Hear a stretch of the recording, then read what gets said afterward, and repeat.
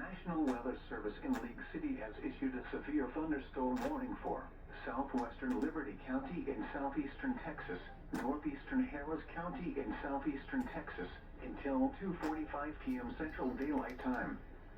At 1:58 p.m. Central Daylight Time, a severe thunderstorm was located near Dayton, moving east at 15 miles per hour. Hazard, 60 miles per hour wind gusts and half-dollar size hail. Source, radar indicated.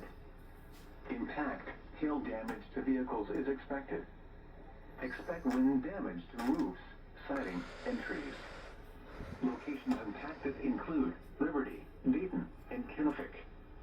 Remain alert for a possible tornado. Tornadoes can develop quickly from severe thunderstorms.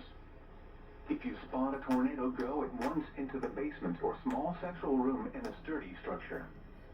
For your protection, move to an interior room on the lowest floor of a building. West University